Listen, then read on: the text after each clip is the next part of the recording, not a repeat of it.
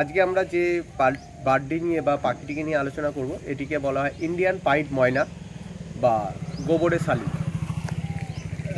মোটামুটি 7 থেকে 10 বছর আগেও প্রচুর পরিমাণে এই পাখিটি কিন্তু আমাদের গ্রামে গঞ্জে বা আমাদের বাড়ির শহরেও কিন্তু বাড়ির আশেপাশে সবসময় দেখা যেত, উঠানে, আঙিনাতে, তারপরে বারান্দায়, সব জায়গাতেই কিন্তু এই পাখিটি দেখা যেত।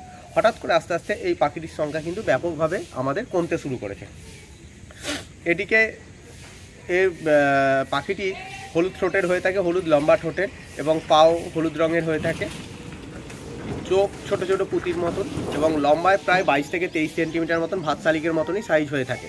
এই পাখির মাথা এবং ঘাড় কালো এবং লেজ কালো, আর গোটা বডি হালকা ধোঁয়াশে ধোঁয়াশে সাদা মতন হয়ে থাকে, ধোঁয়াশা মতন কালার, এবং বিশেষ কয়েক জায়গাতে পুরো সাদাও এই পাখি দেখতে পাওয়া গেছে, যদিও তার সংখ্যা খুবই কম। এই পাখি সাধারণত পাইড ময়না বা গোবরের শালিক সাধারণত গোবর থেকে খুঁটে, গ্রামগঞ্জে দেখা গেছে গোবর থেকে খুঁটে কিন্তু পোকা খেয়ে জীবন ধারণ করে।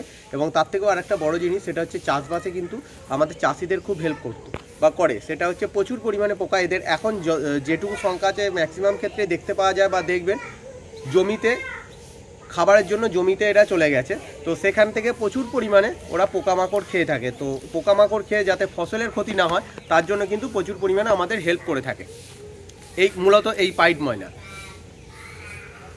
এটা ছাড়া আমাদের চাষিদের তো হেল্প করছে, আর এটা ছাড়া আস্তে আস্তে দিন দিন ব্যাপকভাবে এর সংখ্যা কমে যাওয়ার মূলত দুটো কারণ ধরা হয়ে থাকে।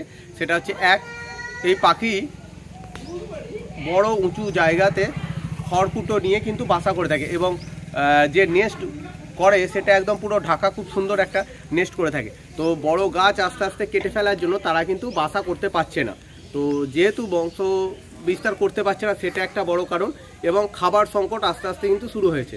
তো তার জন্য এই দুটো কারণেই সবথেকে বেশি এদের সংখ্যা কমতে শুরু করেছে।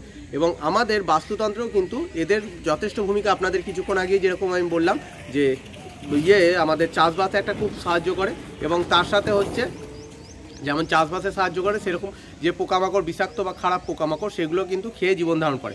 তো এইগুলো, এবং যে ওই গোবর থেকে পোকা যখন খায় তখন পায়ে করে মুরগির মতন ছিটিয়ে ছিটিয়ে কিন্তু গোবরগুলো আস্তে আস্তে চারিদিকে ছিটিয়ে দেয়, তো তাতে সেই গোবরটা মাটিতে মিশে উর্বরতাও কিন্তু বাড়ে। তো এইভাবে কিন্তু বাস্তুতন্ত্রের একটা খুব ভালো সমতা বজায় রাখতো, যেটা কিন্তু আস্তে আস্তে কমতে শুরু করেছে। মূলত এই দুটো কারণেই, একটা হচ্ছে বাসস্থান আর একটা হচ্ছে খাবার। আর একটা জিনিস হচ্ছে, হঠাৎ করে আমাদের বর্ধমানে কিন্তু এই সেম প্রজাতিরই মানে ময়না, হিল ময়না যেটা, সেই পাখিরও কিন্তু আস্তে আস্তে আগমন বাড়তে শুরু হয়েছে।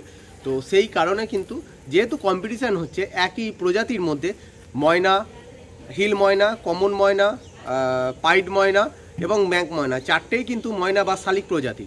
তো এদের কিন্তু আস্তে আস্তে খাবার কম্পিটিশান হওয়ার জন্য ওদের পরিমাণ কিন্তু আস্তে আস্তে কমতে শুরু করেছে। তো সেই কারণে আপনাদের সকলকে অনুরোধ করব যাতে এই পাখিটি পরিবেশে বেঁচে থাকে, সেই ব্যাপারে আপনারা সবাই একটু ওয়াকিবহাল হন।